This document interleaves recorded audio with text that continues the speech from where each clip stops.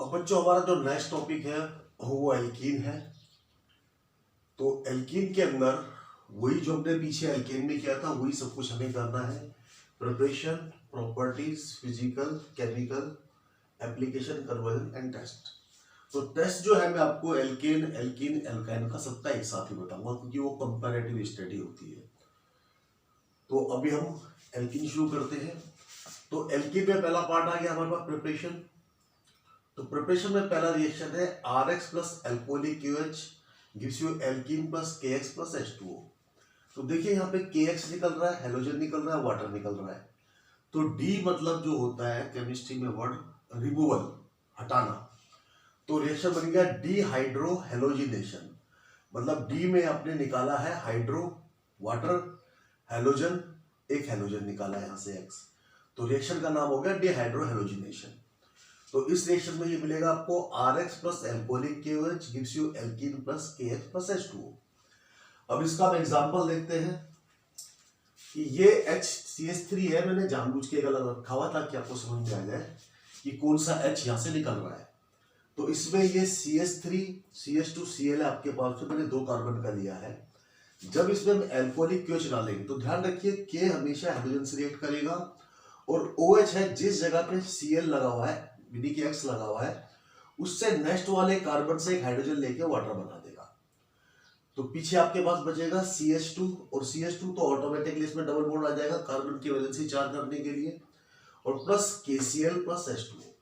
तो ये आपका रिएक्शन का एग्जांपल हो गया डिहाइड्रो हेलोजिनेशन का। ऐसे ही ये 3 कार्बन के साथ भी होगा, 4 कार्बन के साथ भी होगा, 5 कार्बन के साथ भी होगा, सभी के साथ यही कंसेप्ट चलेगा। तो रिएक्शन हो गया डिहाइड्रो हेलोजिनेशन। अब आते हैं दूसरा रिएक्शन है, इसमें है डिहाइड्रेशन। डिहाइड्रेशन मतलब वाटर का रिमूवल।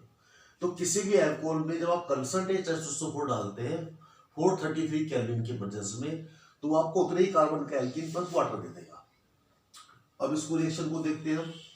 वही मैंने एक CH3 में से एक H बाहर निकाला हुआ आपको समझाने के लिए। ये CH3 है बेसिकली। तो इसमें जब आप अल्कोहल में डालेंगे तो ये वाला पार्ट वाटर बन के बाहर निकल जाएगा। तो बचेगा क्या आपके पास में CH2 तो ऑटोमेटिकली फिर डबल बॉन्ड आ जाएगा इसके अंदर। तो ये बन जाएगा इथीन प्लस H2O। तो ये डिहाइड्रेशन का रिएक्शन हो गया। यही चीज 3 कार्बन, 4 कार्बन, 5 कार्बन, कितना भी नंबर हो, मतलब इथाइल अल्कोहल से आपका एथीन बन रहा है तो प्रोपाइल अल्कोहल से प्रोपीन बनेगा, ब्यूटाइल अल्कोहल से ब्यूटीन बनेगा, पेंटाइल अल्कोहल से पेंटीन बनेगा। तो इस तरीके से आपका यहाँ पे इथाइल क्लोराइड है तो इथीन बनेगा, प्रोपाइल क्लोराइड तो प्रोपीन बनेगा, ब्यूटाइल क्लोराइड तो ब्यूटीन बनेगा, पेंटाइल क्लोराइड तो पेंटीन बनेगा। तो एक एक रिएक्शन मैंने यहाँ पे ले लिया आपको 2 कार्बन के साथ में, बाकी 3 कार्बन, 4 कार्बन, 5 कार्बन का आप प्रैक्टिस घर पे कर सकते हो आराम से। तो वो सारे के सारे क्वेश्चन में आपका यूज हो जाएगा। अब नेक्स्ट थर्ड कंसेप्ट है vicinal dihalide plus Zn gives you alkene plus ZnCl2। देखिए विसिडल हैलाइड का मतलब होता है जब साथ साथ होते हैं 2 हेलोजन तो उसको विसिडल बोलते हैं। अगर एक ही कार्बन पे 2 हेलोजन होते हैं तो उसको जेमिनल बोलते हैं। तो हमें विसिडल हैलाइड चाहिए, मतलब 2 हेलोजन साथ साथ वाले कार्बन पे चाहिए, तभी ये रिएक्शन पॉसिबल होगा। तो यहाँ पे मैंने 1,2 डाइक्लोरोइथेन ले लिया, इसमें जिंक डाला है, तो ये जिंक दोनों Cl को लेके चला जाएगा। तो फिर क्या बचेगा आपके पास में, वही CH2 double bond CH2 plus ZnCl2। तो ये आपके पास में हो गया। अगर आप 3 कार्बन का लेते हैं तब प्रोपीन बन जाएगा, 4 कार्बन का विसिडल हैलाइड लेते हैं तो ब्यूटीन बन जाएगा, 5 कार्बन विसिडल डाइहैलाइड से पेंटीन बन जाएगा। तो इस तरीके से ये रिएक्शन चलते चले जाते हैं। मैंने आपको बोला था कि ये बहुत इजी टॉपिक है, इसको टफ बन जाता है क्योंकि अगर इसको सिस्टमेटिक ढंग से नहीं पढ़ाया गया या नहीं पढ़ा गया तो ये बहुत प्रॉब्लम क्रिएट करता है। अदरवाइज ये बहुत सिंपल और बहुत सिस्टमेटिक है। अब हमारे पास आ गया नेक्स्ट स्टेशन है कोल-बेस इलेक्ट्रोलिसिस। तो कोल-बेस इलेक्ट्रोलिसिस में क्या होता है, ये हमारे पास जो ग्रुप होता है CH2 2 COO, तो ये सक्सीनेट ग्रुप होता है। अब पोटेशियम लगाएंगे तो नाम बन गया पोटेशियम सक्सीनेट, सोडियम लगाएंगे तो बन जाएगा सोडियम सक्सीनेट। तो किसी बुक में पोटेशियम मिलेगा आपको, किसी बुक में सोडियम मिलेगा, कोई फर्क नहीं पड़ता, उससे कंसेप्ट आपका वही रहेगा। तो जब भी सक्सीनेट किसी मेटल का है, पोटेशियम, यहाँ पे हमने एग्जांपल लिया, पोटेशियम सक्सीनेट जब भी रिएक्ट करेगा वाटर से, अब ये जो HOH है मैंने आपको जानबूझ के HOH लिखा है, ये H2 है तो ये ट्वाइस ऑफ H2 हो गया। इसमें क्या होगा, ये OH K से रिएक्ट करेगा, ये OH K से रिएक्ट करेगा, ये CO2 CO2 2 निकल जाएगा, तो पीछे बचेगा CH2। तो अगेन वही कंडीशन होगी कि CH2 double bond CH2 plus twice of CO2 plus twice of KOH, और एक ये H2 जो है H और H जो कि H2 बन जाएगा, वो H2 आपको अलग मिल जाएगा। तो ये आपका कोल बेस्ड रिएक्शन है। कोल बेस्ड बहुत सारे रिएक्शन दिए हुए, तो इसको बोल सकते हैं Kolbe based electrolysis for the formation of alkene. तो ये आपके पास में 4 प्रिपरेशन है जो कि एल्कीन में आपके 11th क्लास के कोर्स के अंदर है। अब आते हैं हम इसकी प्रॉपर्टीज के ऊपर। तो प्रॉपर्टीज में देखिए, जो डबल बॉन्ड होता है यहाँ पे डेफिशिएंसी ऑफ एलिमेंट है, तभी डबल बॉन्ड बनाया इसने।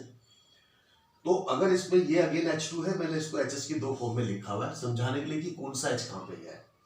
तो जब भी डबल बॉन्ड में हम डालेंगे H2, तो एक H यहां चला जाएगा, एक H यहां चला जाएगा, तो आपके पास क्या मिल गया, CH2 और एक H यहां से आया, एक H यहां से आया, तो दोनों मिला के CH3 और CH3 बन जाएंगे, तो आपका इथेन बन गया। गौर से देखिए, तो कंसेप्ट ये आपको मैंने एल्कीन की प्रेशर में कराया था, किसी भी एल्कीन में अगर H2 डालेंगे तो एल्कीन मिलेगा। ऐसे यहाँ प्रोपीन लीजिए, प्रोपेन मिल जाएगा, ब्यूटीन लीजिए, ब्यूटेन मिल जाएगा, पेंटीन लीजिए, पेंटेन मिल जाएगा, हेक्सेन लीजिए, हेक्सेन मिल जाएगा। तो ये रिएक्शन इस तरीके से चलेगा। अब आप इसमें इथीन के अंदर ही Cl2 डाल दीजिए, तो एक Cl इस कार्बन पे आएगा, एक Cl इस कार्बन पे आएगा, तो ये बन जाएगा आपका 1,2 डाइक्लोरो इथेन। अगर सपोज यहाँ प्रोपीन लेते हैं तो 1,2 डाइक्लोरो प्रोपेन, ब्यूटीन लेते हैं तो 1,2 डाइक्लोरो ब्यूटेन। मतलब जहां भी डबल बॉन्ड होगा उस डबल बॉन्ड पे ही जाके ये एडिशन होगा। तो जितने भी डबल बॉन्ड में ये रिएक्शन है, ये एडिशन रिएक्शंस है। तो यहाँ पे Cl2 ऐड हो गया। ऐसे अगर आपने Br डाल दिया तो Br भी ऐड हो जाएगा, तो ये बन जाएगा 1,2 डाइब्रोमो इथेन। अब इसके अंदर प्रोपीन में डालोगे तब भी सेम चलेगा, ब्यूटीन में सेम चलेगा, तो पेंटीन में सेम चलेगा। डबल बॉन्ड पे ही एडिशन होगा, ध्यान रखना, और बॉन्ड टूट जाएगा एडिशन होने के बाद में। अब सपोज यहाँ पे हमने वाटर लिया है, HOH की फॉर्म में लिखा है मैंने जानबूझ करके, तो एक H इधर चला जाएगा, एक OH इधर आ जाएगा, तो ये बन गया आपका CH, ये वाला एक H इधर आ गया और OH इसके साथ चला गया, तो CH2OH। तो आपको रिएक्शन जो मिला वो CH3CH2OH। तो इसने आपको वाटर में डाल के अल्कोहल दे दिया, दैट इज इथेनॉल। ऐसे ही प्रोपीन में होगा, ऐसे ब्यूटीन में होगा। तो जो 2 कार्बन पे हो रहा है वही 3 पे होगा, वही 4 पे होगा, वही 5 पे होगा।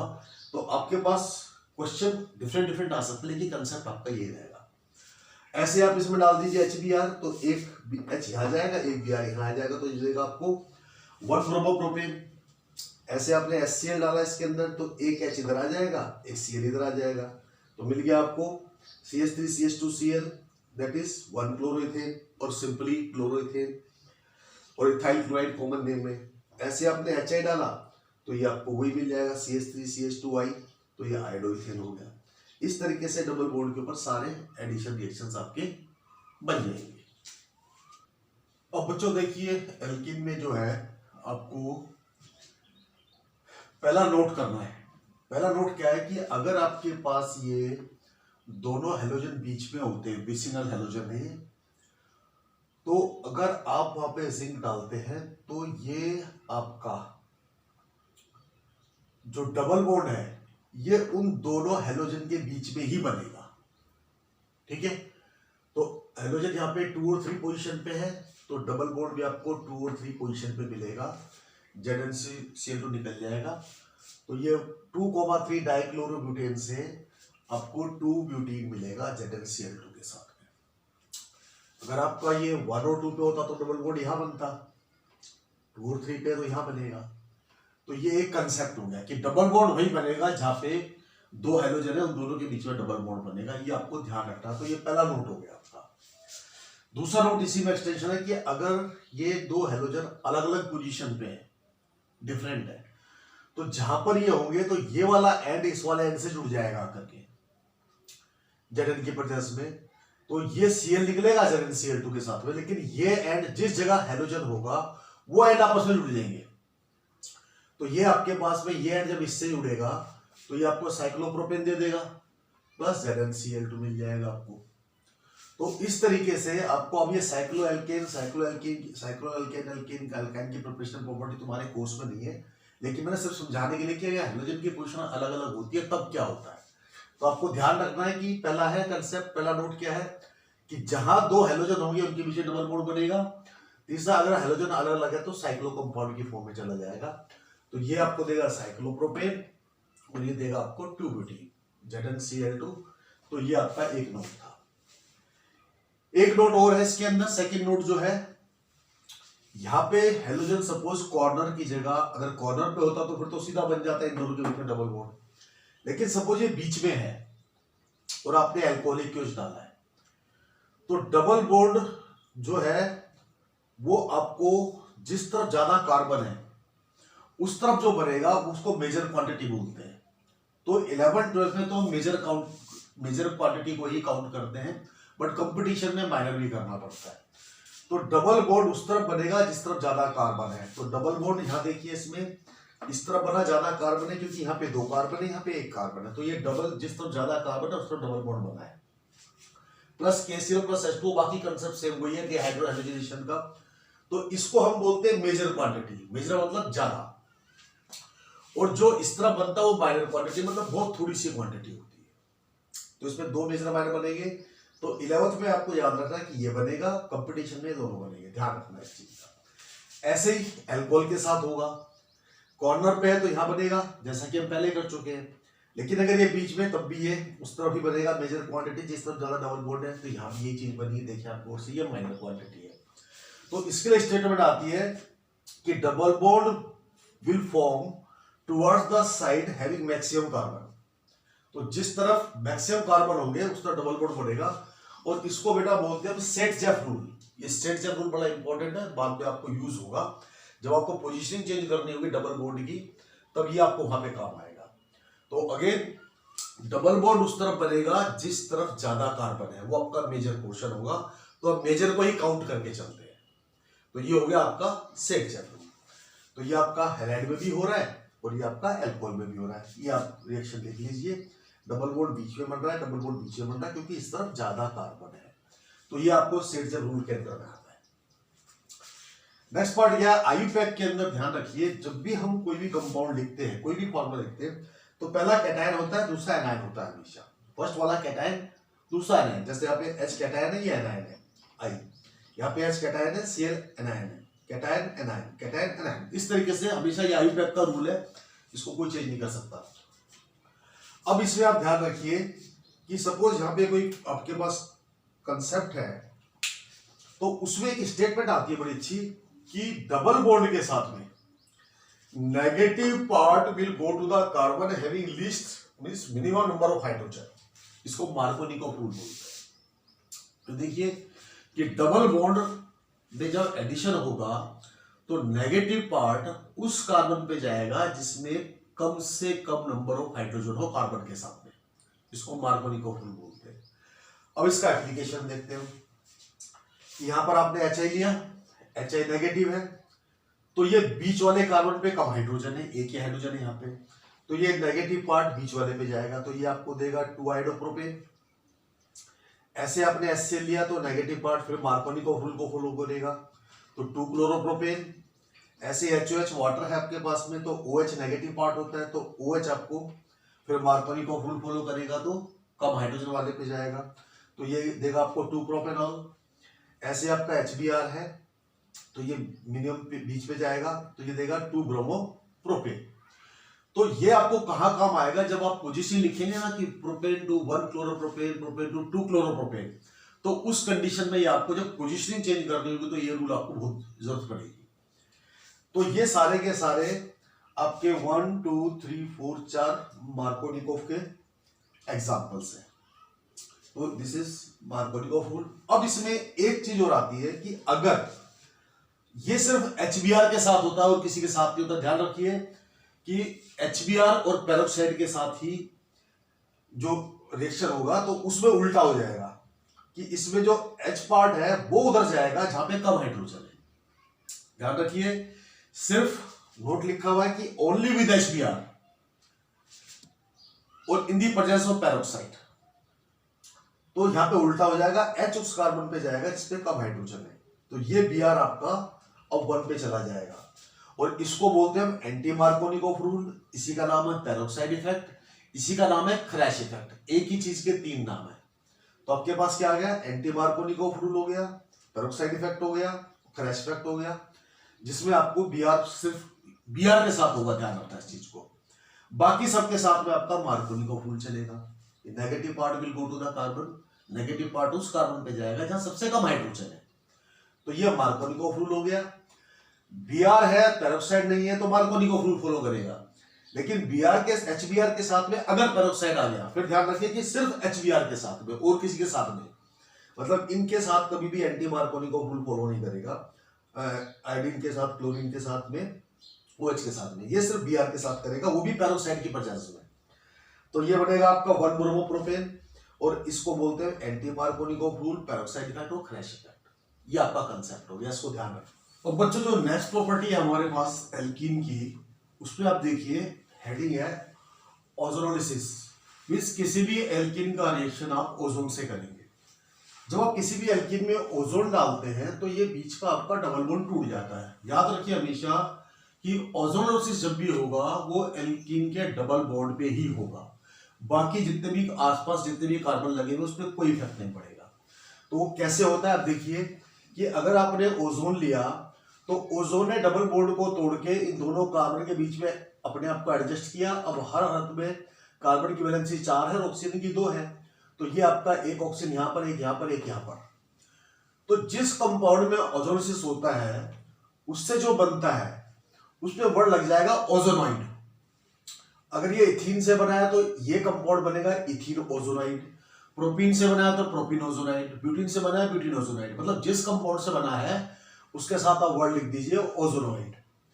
तो इस तरीके से ये डिस्ट्रीब्यूट होगा। अब इसमें क्या होगा, जब हम जिंक डालेंगे तो जिंक में क्या होता है, ये कार्बन यहां से टूट जाएगा और हर कार्बन अपना एक एक ऑक्सीजन लेके अलग अलग हो जाएगा। तो ये बन गया CH2O, तो ये हो गया CH2O, ये हो गया CH2O, ये हो गया CH2O, और एक जो ऑक्सीजन है वो Zn के साथ चला जाएगा, ये ZnO हो गया। तो हम CH2O प्लस ZnO, ये आपका रिएक्टिव। अब CH2 जो होता है CH2O, उसको हम HCHO बोल सकते हैं और ZnO। तो आप इसको ऐसे लिखिए या ऐसे लिखिए, बात एक ही है। अब इस रिएक्शन को अगर आप डायरेक्ट करना चाहते हैं तो डायरेक्ट भी कर सकते हैं। इथीन में सीधा O3 और Zn डाल दीजिए तो आपको ये प्रोडक्ट मिल जाएगा। तो ये आपका ओजोनोलिसिस का कंसेप्ट था। अब हम नेक्स्ट एग्जांपल लेते हैं। प्रोपीन में लिया है तो देखिए वही डबल बॉन्ड, प्रोपीन के ऊपर 3 कार्बन है और एक डबल बॉन्ड है। तो जहां पे डबल बॉन्ड है वहां पर ऑक्सीजन अपने आप को एडजस्ट करेगा 2 की वैलेंसी से, कार्बन 4 की वैलेंसी से। वही Zn डालेंगे तो वही 2 पार्ट में ब्रेक हो जाएगा। तो यहाँ पे बना ये CH3 CHO, एक एक ऑक्सीजन चला जाएगा दोनों कार्बन के पास में। तो CH3 CHO, CH3 CHO, CH2O, CH2O और एक ऑक्सीजन जाएगा Zn के साथ, तो ये ZnO हो गया। अब ये बना है प्रोपीन से, तो इसका नाम हो गया प्रोपीन ओजोनाइड। सो जिस चीज से बनता है उसके साथ ओजोनाइड वर्ड लिख देना है। अब नेक्स्ट एग्जांपल लेते हैं, यहाँ पे हम 2-ब्यूटीन। अब इसमें डबल बॉन्ड आपके पास में बीच में कार्बन पे दोनों तरफ 2-2 है। तो आप ध्यान रखिए डबल बॉन्ड पे ही ओजोनोलिसिस होगा हमेशा। वही कंसेप्ट है ऊपर वाला, ऑक्सीजन बीच में एडजस्ट करेगा डबल बॉन्ड पे। तो CH3 CHO एक कंपाउंड मिलेगा आपको, CH3 CHO एक कंपाउंड मिलेगा। तो ये बेसिकली CH3 CHO ही है, इसको मैंने थोड़ा बॉन्ड के हिसाब से लिख दिया है। और एक जो है आपके पास में ऑक्सीजन जो है वो Zn के साथ जाएगा, तो दैट इज ZnO। तो इस तरीके से आपके पास में ये आपको मिल जाएगा। ये Zn की प्रेजेंस में है Zn, तो ये एक ZnO के साथ चला गया। तो 3 O डिस्ट्रीब्यूट होंगे, एक Zn के साथ जाएगा और एक ब्रेक होकर के दोनों तरफ जितने डबल बॉन्ड पे दोनों तरफ जो कार्बन है उसको तोड़ के एक एक कार्बन पे एक एक ऑक्सीजन चला जाएगा। अब ध्यान रखिए इसमें कंसेप्ट जो है कि जब भी आपके पास स्टेट चेन होगी वो हमेशा आपको एल्डिहाइड देगा। स्टेट चेंज होगी वो हमेशा आपको एल्डिहाइड देगा डिपेंडिंग ऑन कार्बन। अगर एक कार्बन है तो फॉर्मल्डिहाइड देगा, 2 कार्बन है तो एसिटाल्डिहाइड देगा, यानी कि इथेनॉल देगा, 3 कार्बन है तो प्रोपेनॉल देगा। इस तरीके से बढ़ते चले जाएंगे आपके पास। अब हम लेते हैं केस 4 कि यहाँ पे डबल बॉन्ड पे सपोज ब्रांच भी है। अगर डबल बॉन्ड पे कोई ब्रांच होती है तो फर्क कुछ नहीं पड़ेगा, कंसेप्ट वही रहेगा, ओजोनोलिसिस वही चलेगा उसका। तो ये डबल बॉन्ड के ऊपर आपका ओजोन हो गया, इस CH3 को आपने थोड़ा सा साइड में लिख दिया तो वही ऑक्सीजन अटैच हो गया, वही इसका ब्रेकअप होगा, ये ब्रेकअप होगा। तो ये आपके पास में CH3CO CH3 देगा और ये CH2O देगा। तो CH3CO CH3 और CH2O प्लस ZnO एक Zn के साथ जाएगा। आप डायरेक्ट भी कर सकते हैं इसके अंदर। अब आपको ध्यान क्या रखना है कि अगर डबल बॉन्ड के साथ में ब्रांच है तो आपको कीटोन मिलेगा ही मिलेगा। अगर डबल बॉन्ड के साथ ब्रांच नहीं है तो एल्डिहाइड मिलेगा। अगर डबल बॉन्ड के साथ में आपके पास में ब्रांच है तो आपको कीटोन मिलेगा। बस ये आपको ध्यान रखना है। अब इसमें बहुत सारे एग्जांपल बन सकते हैं, 5 कार्बन का, 6 कार्बन का, 7 कार्बन का, तो आप अपने दिमाग में उसको सोचिए कि हमें क्या बनाना है, उसी हिसाब से आपको ये करना है। अब मैंने एक एग्जांपल और लिया, यहाँ पे इस कार्बन पे 2 डबल ब्रांच है, यहाँ पे एक ब्रांच थी तो एक कीटोन मिला आपको, एक एल्डिहाइड। यहाँ पे 2 ब्रांच है तो 2 कीटोन मिलेंगे, तो यहाँ पे ओजोसिस होगा तो CH3 CH3 और O एडजस्ट हो जाएगा, ये CH3 C और CH3 इसके साथ में यहाँ पे। अब ये जब ब्रेकअप होगा तो हर कार्बन को एक ऑक्सीजन मिलेगा, तो ये देगा CH3 CO CH3 CH3 CO CH3, ये भी CH3 CO CH3 CH3 CO CH3। तो अब ट्वाइस ऑफ इसको प्रोपेनॉन भी लिख सकते हो और अलग अलग भी लिख सकते हो, तो ट्वाइस ऑफ प्रोपेनॉन प्लस आपके साथ में एक ZnO भी मिलेगा साथ साथ, तो ये आपका ब्रांच के साथ हो गया। तो स्ट्रेट चेन में कैसे मिलेगा, ब्रांच में कैसे मिलेगा। अब ये आपके पास में 2-मिथाइल 1-प्रोपीन है, तो इसका नाम हो जाएगा 2-मिथाइल 1-प्रोपीन ओजोनाइड, बस के साथ ओजोनाइड वर्ड लगाना है। अब देखिए एग्जाम में क्या होता है, कई बार क्वेश्चन रिवर्स में आता है कि आपको वो प्रोडक्ट दे देगा और पूछेगा इसका एल्कीन कौन सा है, तो आपको कुछ नहीं करना है, जो भी वो प्रोडक्ट देगा उन दोनों प्रोडक्ट के ऑक्सीजन को आमने सामने रख दीजिए आप, और बाकी जो भी प्रोडक्ट दिया हुआ साथ में उस प्रोडक्ट के, और दोनों का ऑक्सीजन निकाल के वहां डबल बॉन्ड क्रिएट कर दीजिए, तो आपको एल्कीन मिल जाएगा। एल्कीन में ऑक्सीजन तो आपको प्रोडक्ट मिल जाएगा, लेकिन प्रोडक्ट के अंदर अगर आप दोनों ऑक्सीजन को निकाल के वहां पे डबल बॉन्ड क्रिएट कर देते हैं, यहां से ऑक्सीजन हटा दीजिए और तो ये डबल बॉन्ड आपस में जुड़ जाएगा, तो आपको उसी कार्बन का एल्कीन मिल जाएगा। तो आप क्वेश्चन को इसको रिवर्स फॉर्म में भी कर सकते हो। तो ये आपके पास में नेक्स्ट कंसेप्ट आ गया। और बच्चों जो नेक्स्ट कंसेप्ट आता है हमारे पास वो ऑक्सीडेशन है एल्कीन का, नेक्स्ट प्रॉपर्टी जो है। अब ये ऑक्सीडेशन जो होता है हमारे पास में कोल्ड, डाइल्यूट और एल्कलाइन KMnO4 के साथ होता है, जिसको हम बेयर्स रिएजेंट बोलते हैं। तो ये बेसिकली ऑक्सीडाइजिंग एजेंट है, ये नंबर ऑफ ऑक्सीजन सप्लाई करता रहेगा। तो जब भी आप KMnO4, K2Cr2O7, consonant HNO3, Br2+H2 etcetera, ये सब ऑक्सीडाइजिंग एजेंट है। तो जब भी किसी रिएक्शन में ये कंपाउंड आता है आपके पास में, तो आपको ऑक्सीजन बैलेंस करने की जरूरत नहीं है, बाकी आप रिएक्टेंट प्रोडक्ट के सारे एटम को बैलेंस करेंगे सिर्फ ऑक्सीजन को छोड़ के, क्योंकि ये ऑक्सीडाइजिंग एजेंट है, ये ऑक्सीजन सप्लाई करते हैं। तो KMnO4 बहुत स्ट्रॉन्ग ऑक्सीडाइजिंग एजेंट है, ये ऑक्सीजन सप्लाई करता है। तो आप देखिए इसके अंदर, तो पहला हमारे पास ऑक्सीडेशन है कोल्ड के साथ, डाइल्यूट के साथ और एल्कलाइन के साथ में, KMnO4 के साथ में, जो कि बेयर रिएजेंट होता है।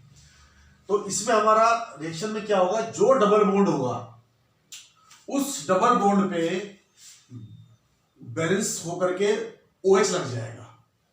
तो जितने हाइड्रोजन हमें चाहिए उस हाइड्रोजन की जगह वहां पे OH लग जाएगा, तो ये जनरली डायोल देगा आपको। जब 2 एल्कोहल ग्रुप आते हैं तो उसको डायोल, जैसे डाइक्लोराइड होता है तो ऐसे डाइओल भी होता है, ऐसे 3 लगेगा तो ट्रायोल भी होता है, लेकिन अभी हम डायोल करेंगे क्योंकि हमारे कोर्स में डायोल है। तो ये आपके पास में हो गया कंसेप्ट। अब आप इसको देखिए एप्लीकेशन में। एक रिएक्शन लिया है मैंने, thrice of CH2 double bond CH2, इसमें एक डबल बॉन्ड है, दोनों पे एक एक H शॉर्ट है। तो जब ट्वाइस ऑफ KMnO4 + 4H2 से इसको रिएक्ट करेंगे तो थ्राइस ऑफ डायोल दे देगा आपको, 2 डबल बॉन्ड टूट जाएगा और दोनों जगह OH ग्रुप लग जाएगा। तो ये हो गया 1,2 ethane diol plus MnO2 plus twice of KOH, ये हमारा रिएक्शन हो गया। अब आप इसको डायरेक्ट भी कर सकते हैं कि आप इसको ऐसे ब्रेक ना करके सीधा रिएक्शन लिखना चाहे तो वो भी आप लिख सकते हैं कि आपने इथिन के अंदर एरो के ऊपर जो है एज ए कैटलिस्ट ये डाला है KMnO4 कोल्ड और डाइल्यूट H2O, तो सीधा आपको डायोल दे देगा आपको। तो ये दोनों एक ही चीज है, ये मैंने आपको थोड़ा ब्रेक करके लिख दिया, ये आपका डायरेक्ट रिएक्शन है। तो आप बुक में ये भी यूज कर सकते हो, आप जब एग्जाम में तो ये भी यूज कर सकते हो, दोनों वैलिड है। ऐसे ही मैंने आपको यहाँ पे 3 लिया प्रोपीन, तो डबल बॉन्ड यहाँ पर है तो एक डबल बॉन्ड पे OH एक यहाँ लग जाएगा, तो ये बन जाएगा 1,2 प्रोपेन डायोल। ऐसे यहाँ पे ये 2,3 पे डबल बॉन्ड है तो ये बन जाएगा 2,3 ब्यूटेन डायोल। तो जहां पर भी इसका पोजीशनिंग होगा वो मैं आपको नोमेनक्लेचर में सिखा चुका हूं, और नोमेनक्लेचर किसी बच्चे ने नहीं किया तो मेरा एक वीडियो है जो एक्सक्लूसिवली नोमेनक्लेचर के ऊपर है, आप वो नोमेनक्लेचर का वीडियो आप देख सकते हैं, वहां से आपको नेमिंग मिल जाएगी। तो ये आपके पास में कोल्ड KMnO डाइल्यूट KMnO4 के साथ रिएक्शन है। कंसेप्ट यही है कि जहां पे डबल बॉन्ड होगा वो डबल बॉन्ड टूट जाएगा और उस जगह एक कार्बन पे एक OH, दूसरे कार्बन पे 2H, दूसरा OH, मींस डायोल बन जाएगा ये। जहां पे डबल बॉन्ड है। अब यहाँ पे नंबर ऑफ कार्बन बढ़ते रहेंगे लेकिन डबल बॉन्ड पे ही डायोल बनेगा। तो ये कंसेप्ट आपको ध्यान रखना है। तो ये आपका हो गया कोल्ड और डाइल्यूट के साथ में ऑक्सीडेशन। अब यही ऑक्सीडेशन हम करते हैं हॉट और कंसंट्रेटेड H2SO4 के ऊपर।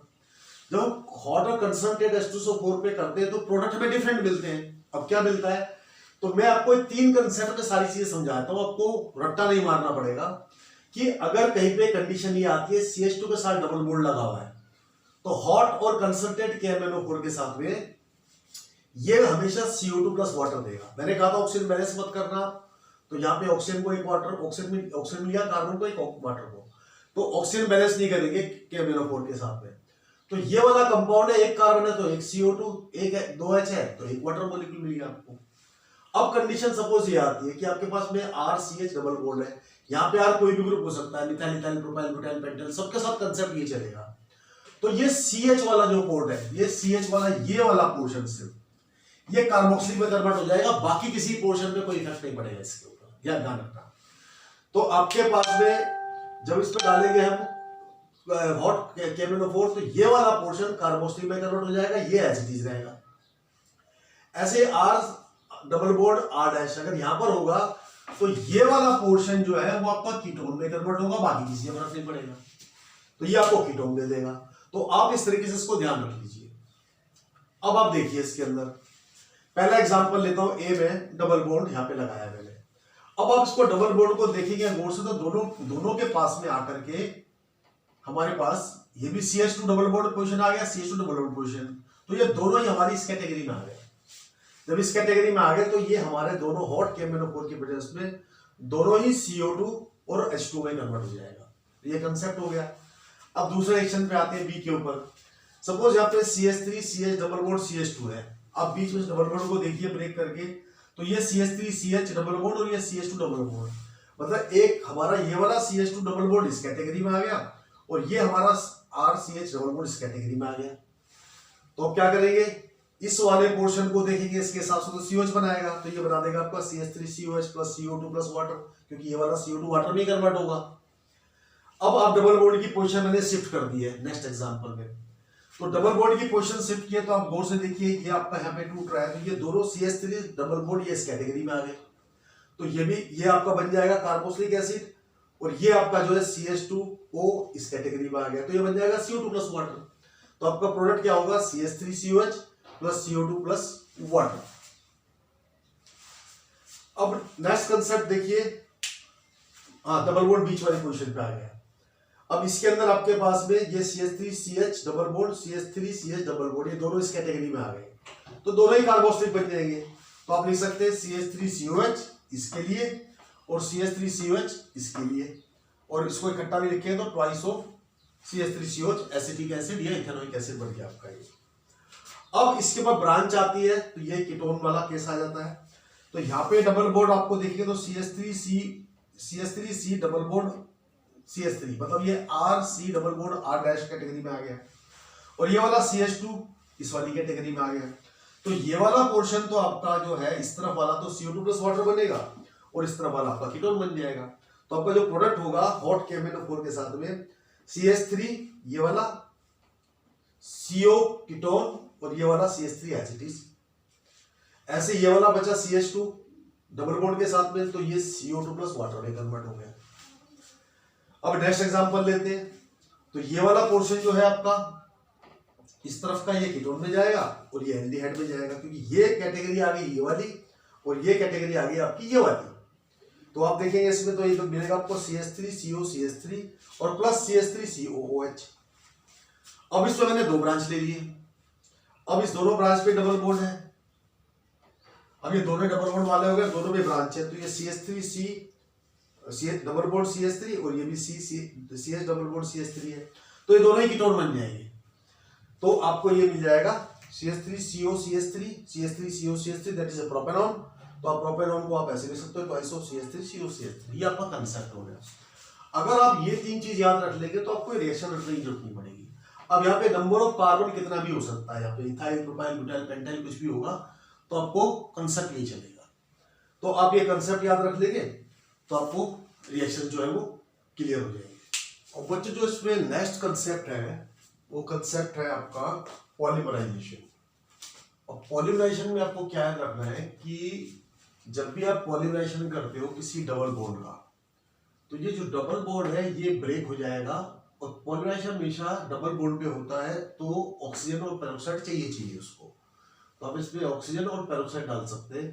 तो ये डबल बॉन्ड टूट करके दोनों तरफ सिंगल बॉन्ड हो जाता है। और जिस कंपाउंड से बनता है उसके आगे बस पॉली लगा दो आप, तो अब आपके पास इथीन है, डबल बॉन्ड टूट गया, एक तरफ सिंगल हो गया, यहाँ पे एन टाइम आ गया, तो इथीन से आपका पॉलीथीन बन गया है। तो आप इथीन से पॉलीथीन बन गया आपका। अब ऐसे आप नेक्स्ट इसमें एक कार्बन हो रहा है। अब इसमें ध्यान रखिए आप कि जो डबल बॉन्ड के अलावा कोई भी ग्रुप होगा वो या तो ऊपर हो जाएगा या नीचे हो जाएगा, मतलब पॉलीमराइजेशन जो होगा वो आपका हमेशा डबल बॉन्ड पे होगा। इस चीज को आप ध्यान रखिए। तो इस केस में क्या होगा, ये CH3 ऊपर हो जाएगा, तो CH3 ऊपर हो गया, ये डबल बॉन्ड टूट गया, एक एक बॉन्ड दो तरफ आ गया। अब ये प्रोपीन से बना है तो उसका नाम पॉलीप्रोपीन हो गया। अब एक और कंपाउंड लेते हैं आपको कि ये आपका हो गया विनाइल क्लोराइड। इथिन क्लोराइड का कॉमन नेम है विनाइल क्लोराइड। और विनाइल क्लोराइड का पॉलीमराइजेशन करेंगे तो Cl ऊपर या नीचे हो जाएगा और डबल बॉन्ड यहाँ से टूट करके सिंगल बन जाएगा। तो ये विनाइल क्लोराइड था, इससे बन जाएगा पॉलीविनाइल क्लोराइड, जिसका शॉर्ट फॉर्म आपका PVC होता है। पॉलीविनाइल क्लोराइड PVC होता है। तो ये आपका पॉलीमराइजेशन ऑफ एल्कीन में हो गया। नेक्स्ट कंसेप्ट आता है मेल्टिंग एंड बॉइलिंग पॉइंट। अब मेल्टिंग एंड बॉइलिंग पॉइंट का मैंने आपको एल्केन के अंदर पूरा एक कंसेप्ट बताया था कि higher the molecular mass higher is the melting and boiling point. तो आप मोलिकुलर मास कर निकाल सकते हैं। फिर जितनी ब्रांचेस बढ़ती जाएंगी, जितनी ज्यादा ब्रांच होगी तो उसका मेल्टिंग बॉइलिंग पॉइंट कम हो जाएगा। तो मेल्टिंग एंड बॉइलिंग पॉइंट के कंसेप्ट को और सॉल्युबिलिटी के कंसेप्ट को समझने के लिए मैंने आपको कंसेप्ट लिखवा दिया है। मेरा एल्केन टॉपिक है, एल्केन टॉपिक में आप उसको देख लेंगे तो आपको सारे कंसेप्ट मिलेंगे और वही सारे कंसेप्ट यहाँ पर यूज होंगे। प्लस ये यहाँ पर ही नहीं, ये एल्काइन में भी हो जाएगा यूज, एल्कोहल में भी, एल्डिहाइड में भी, कीटोन में भी, कार्बन, सब जगह वही कंसेप्ट चलेगा। तो जिसको बच्चे ने जो एल्किन देख रहा है, जिसने एल्किन नहीं देखा, तो एल्किन के अंदर आप उसमें कंसेप्ट देख लीजिए, तो आपको आगे जितने भी होंगे सारे के सारे याद हो जाएंगे। तो सॉल्युबिलिटी के लिए, मेल्टिंग पॉइंट के लिए वही कंसेप्ट चलेगा जो पीछे आपके एल्केन के अंदर है। नेक्स्ट, अब जो एल्कीन होता है वो 3 टाइप का आइसोमेरिज्म शो करता है, चेन, पोजीशन एंड ज्योमेट्रिकल। अब ये जो आइसोमेरिज्म क्या होता है, एक मेरा वीडियो है सिर्फ आइसोमेरिज्म के ऊपर, तो वहां पे आप आइसोमेरिज्म देख लेंगे आप, तो आइसोमेरिज्म का टॉपिक है, तो उसमें सारा का सारा आपको पार्ट पता पड़ जाएगा आइसोमेरिज्म क्या होता है। अब नेक्स्ट कंसेप्ट बच्चों इसमें आता है हमारे पास में एप्लीकेशन। तो हमारे पास फिजिकल प्रॉपर्टी होगी, केमिकल होगी, प्रॉपर्टी होगी, प्रिपरेशन होगी। अब आता है एप्लीकेशन, तो कन्वर्जन। तो कन्वर्जन में आपके पास में रोड मैप आता है 3, ये मैंने 3 रोड मैप दिया हुआ है। अब ये क्या है आपके पास में, किसी भी एल्केन को आपको अगर एल्कीन में कन्वर्ट करना है, ये कंसेप्ट है। तो किसी भी एल्केन को आपको अगर एल्कीन में कन्वर्ट करना है तो सबसे पहले क्या करेंगे आप, रोड मैप के हिसाब से एल्केन में X2 डाल देंगे तो ये आपको RH प्लस HX मिल जाएगा, एल्काइल हैलाइड प्लस HX। उसके बाद में एल्काइल हैलाइड प्लस HX के अंदर आप एल्कोहलिक क्यों डाल दो तो उतने कार्बन का आपको ये एल्कीन दे देगा, और प्लस में आपको KCl प्लस H2 भी देगा। एल्कीन प्लस KCl मतलब KX जो भी X लेके प्लस ऑफ H2 भी देगा। तो ये आपका रोड मैप हो गया। तो किसी भी एल्केन को आप अगर एल्कीन में कन्वर्ट करना चाहते हो तो क्वेश्चन कैसे बनते हैं इसमें, ethane to ethene, propane to propene, butane to butene, pentane to pentene, hexane to hexene, heptane to heptene. अगर आप ये 2 लाइन याद रखेंगे, 2 ये रोड मैप याद रखेंगे तो आपको रिएक्शन याद करने की जरूरत नहीं पड़ेगी। अब इसका एक एग्जांपल ले लेता हूं, उसी तरीके से आप 3 कार्बन 4 कार्बन कर लीजिए। अब ये इथेन टू इथीन बनाना है हमारे को सपोज, तो ये बन जाएगा। इथेन में आप क्या करेंगे, पहले X2 डालेंगे, तो इथेन में X2 डाला आपने Cl2, और Cl2 के लिए मैंने बताया था आपको हमेशा UV लाइट चाहिए होती है। तो ये आपके पास में हो गया इथाइल क्लोराइड प्लस HCl। अब इस सेकंड स्टेप में इसको आप, ये वाला स्टेप हो गया, इसमें डाल दीजिए आप एल्कोहलिक KOH, एरो पे डाल दीजिए या ऐड कर दीजिए प्लस एल्कोहलिक KOH। तो एल्कोहलिक KOH से आपको ये दे देगा alkene plus KCl plus H2O। तो रिएक्शन आपका हो गया डिहाइड्रोहेलोजिनेशन, जो मैंने आपको पहले भी बताया हुआ रिएक्शन। प्रिपरेशन ऑफ एल्कीन के अंदर मैंने रिएक्शन कराया हुआ आपको। तो अब ये तो प्रॉपर्टी ऑफ एल्केन हो गई और ये प्रिपरेशन ऑफ एल्कीन, तो वहां से दोनों को उठा करके दो स्टेप को मिक्स करेंगे तो आपका क्वेश्चन सोल्व हो जाएगा।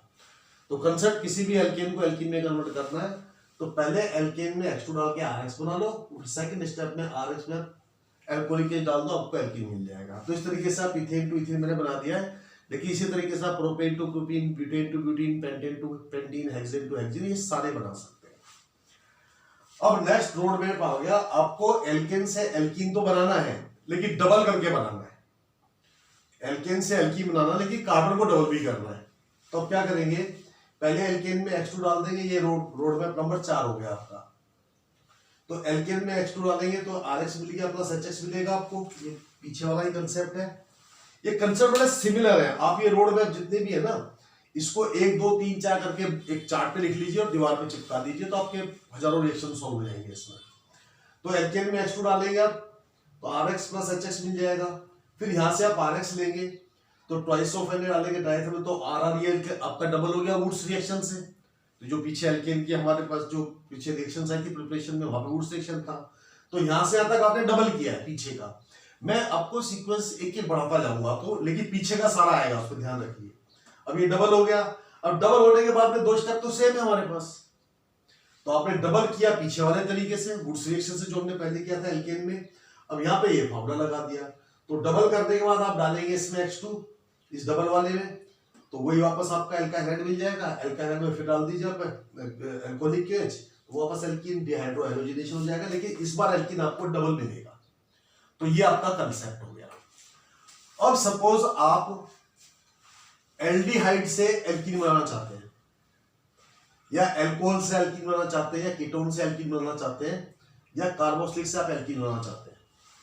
तो अब क्या कीजिए, पहले तो आप एल्डिहाइड को एल्केन बना लीजिए। तो एल्केन की प्रिपरेशन मैंने आपको सारा दिया हुआ है कि इन सबसे एल्केन कैसे बनता है, तो वो एल्केन का प्रिपरेशन वाला टॉपिक है। मैं उसको देखिए पीछे का ऑर्गेनिक में है कि पीछे का अगर आपको याद नहीं तो आप आगे नहीं चल सकते। ये बहुत सिस्टमेटिक एक के ऊपर एक बिल्डअप है और बहुत इजी टॉपिक है, बस आपको थोड़ा सा सिस्टमेटिक पढ़ना है। तो ये चारों से एल्केन कैसे बनता है वो एल्केन चैप्टर में समझा चुका हूं मैं आपको। इन चारों को उस तरीके से आप HI और रेड फास्फोरस डाल के एल्केन में कन्वर्ट कर लेंगे।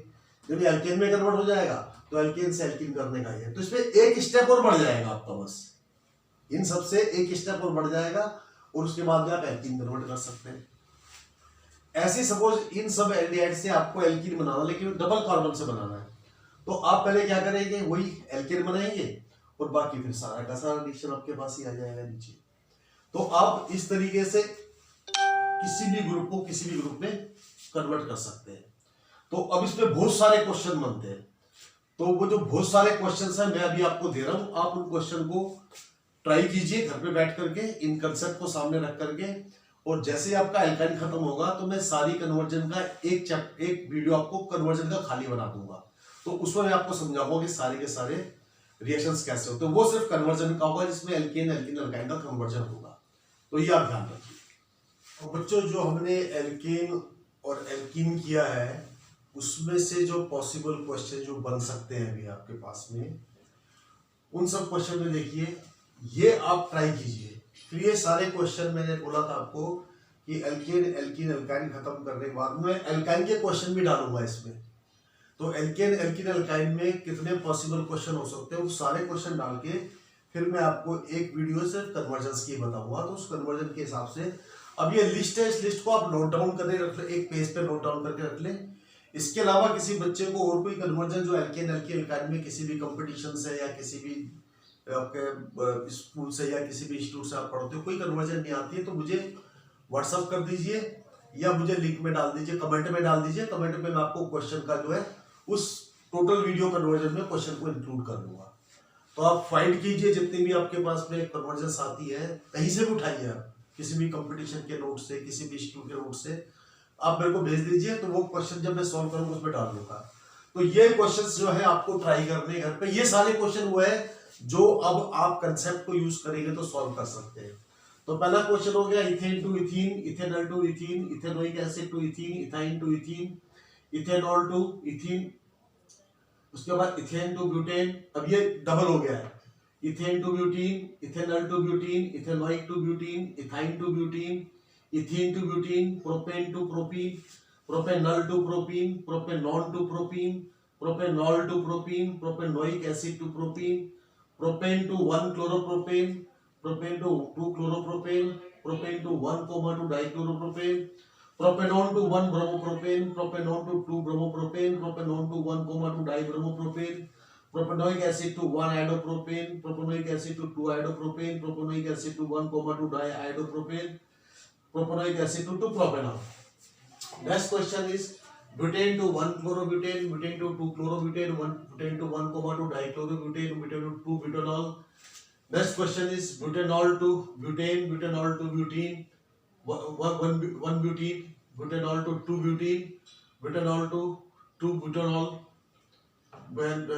butanol to ethanoic acid. Next, butanoic acid to butane, butanoic acid to butene, butanoic acid to 1 bromobutane, butanoic acid to 2 bromobutane, butanoic acid to 1 2 dibromobutane, butanoic acid to 2 butanol. Same way butanol, that is the aldehyde group, 1 iodobutane, 2 iodobutane, butanol to 1 2 diiodobutane and butanol to 2 butanol. So ये question है बेटा, आप इसको आप कोशिश कीजिए जितने हो सकते हैं, ठीक है, नहीं तो जब मैं सोल्यूशन होगा तो उसमें आप इसको कॉपी कर सकते हैं.